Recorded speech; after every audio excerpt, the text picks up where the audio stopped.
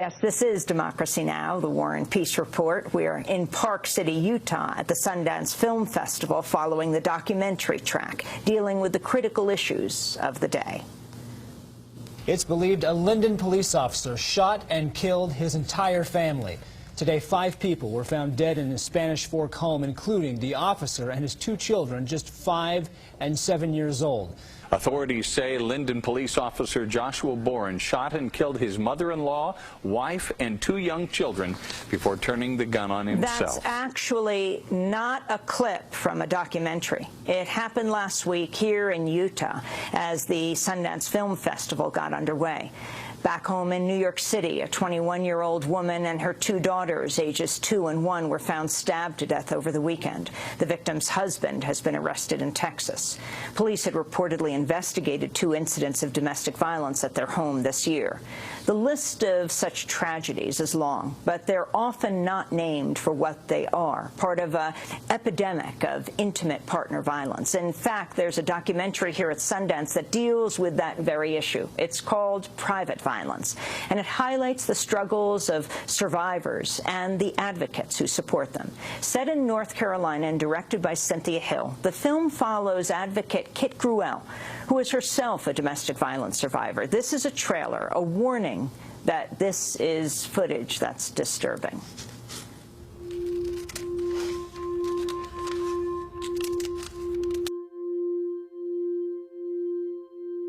I do this work because I survived a really violent relationship, and it took me getting into this work and understanding it to really see that it's just so widespread. This last time, he almost killed me in front of my daughter. But what happened to you shouldn't happen to anybody ever. I know that. That's why I'm here. What do your parents have to say about it? Why didn't you just leave? Did he ever threaten to kill you? Yeah, lots of times. She is still living, correct? She's still alive. The local prosecutor, he declined to prosecute because he said she should have tried to get away from him. If he was convicted only of misdemeanor assault on a female, what would he be looking at as far as time? The most he could receive is 150 days in jail.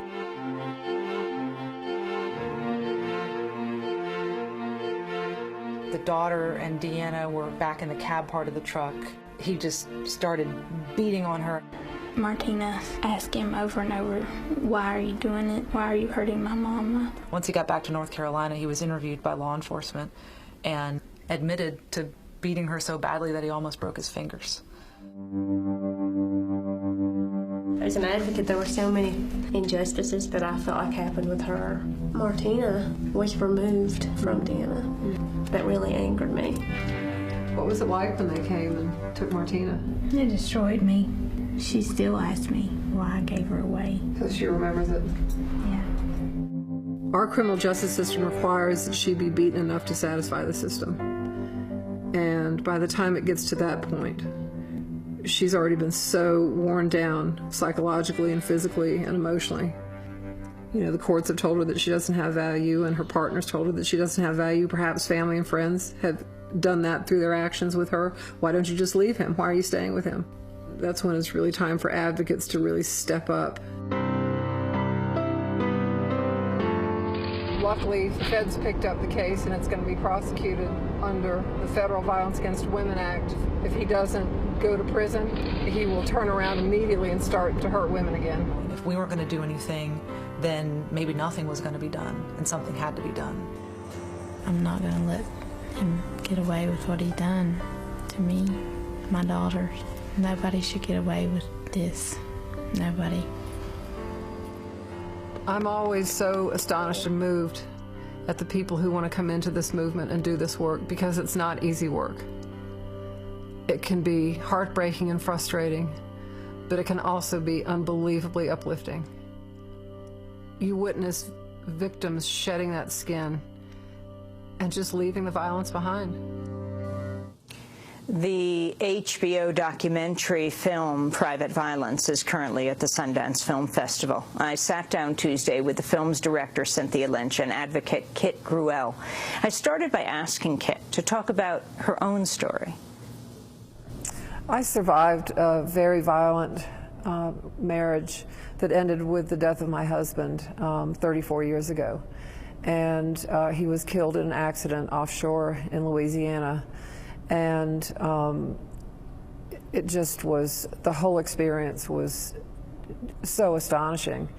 And it took a long time for me to start to pull myself together. But then I took my boys and moved down from the mountains to the Chapel Hill area.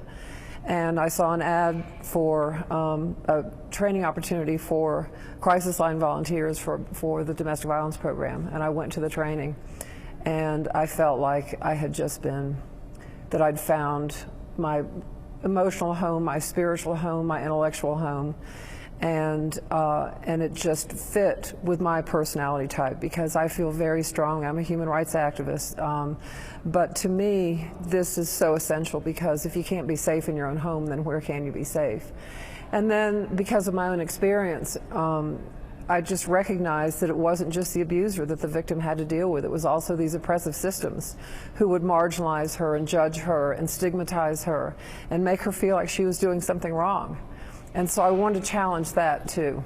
Can you tell us your story? When you talk about being a victim of domestic violence, I think what happens is people just say that phrase and then other women who go through it think, well, if it's not described, they think that I can't be going through what they call domestic violence. Well, I'm glad you asked that question because a lot of people believe that domestic violence only happens to poor and educated women. In my case, my late husband had been, he'd gone into Vietnam and gone to the Vietnam War as a Marine. And so he was trained by the Marines to be aggressive, to hunt people down and kill them. And he told me repeatedly that if I ever tried to leave, that there wasn't a place on the planet that I could go to get away from him. And so the reality for battered women is they just learn to live with the violence because, unfortunately, for a great number of women, when they do make that bold move, what I often refer to as a declaration of independence and say, I can't live like this anymore, the children can't live like this anymore, we've got to go, then the abusers oftentimes hunt them down and kill them. And so for us as advocates, we see women have to make the choice of staying and living with the violence or leaving and running the risk of being killed. And we just believe that there should be a lot more options, and that's what advocates work towards. The other thing is that we're so desensitized to violence in the United States that oftentimes women have to be beaten badly enough before our criminal justice system responds. Like, for example, in North Carolina, we have a charge called misdemeanor assault with a deadly weapon.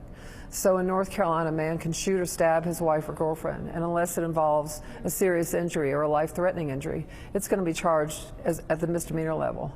And so essentially what that is that's just the criminal justice system giving him a green light to just carry on. In your case, how did you cope with your children coping with the violence, and what did your husband do to you? The thing that he liked to do most was strangle me. I think he liked knowing that he had my life in his hands, and he'd put his hands around my neck and squeeze and squeeze and squeeze, and I'm not going to use the language that he would use, but he'd say I could break your blanking neck if I wanted to. And then there were the things that I refer to as the minutia. He was trying to gain muscle weight. He was a bodybuilder, and he wanted a lot of calories that were protein calories. And so he wanted, every night he'd have a bowl of ice cream, and on the ice cream he wanted peanuts because he said the peanuts were so high in protein. But when I went to the grocery store, and he didn't want he didn't want salt on the peanuts because he said the salt would cause him to retain fluid. But when I went to the grocery store, I had to buy salted peanuts, bring them home, rinse them off in the colander, pat them dry, put them on the ice cream. And then if he came across salt on his peanuts on the ice cream, then he'd come after me because he said I didn't do a good enough job washing the peanuts. And so one of the things that's so important is that I couldn't call law enforcement and say, I'm terrorized by my husband because I don't do a good enough job washing the peanuts. They'd laugh at that. But the reality of it is the anger is only a tactic. What it's about is control. What it's about is seeing the woman, the wife or girlfriend, as personal property to do with as the abuser pleases. That was certainly the case with my husband, as he just treated me like I was his private property to do with as he pleased. And how did the kids deal with it? Well, Jason, our son, was only 14 months old when his dad died, so he didn't see anything. And Matt, my older son, I don't think he remembers much because he was only 4 when Jack died. But it's been interesting for me as a single mom raising boys, wanting very much for them to grow up knowing how to relate to women in respectful and nonviolent ways. And there were challenges along the way because there's a lot of external, you know, misogynistic reinforcers. But I had them at friends' school for a while, and they've grown up to be 2 pretty great guys. Kit Gruelle, a domestic violence survivor who's been an advocate for other survivors for 30 years. Her story is featured in the new documentary Private Violence, which premiered here at Sundance this week. We'll return to our conversation with Kit, as well as the film's director, Cynthia Hill, after break.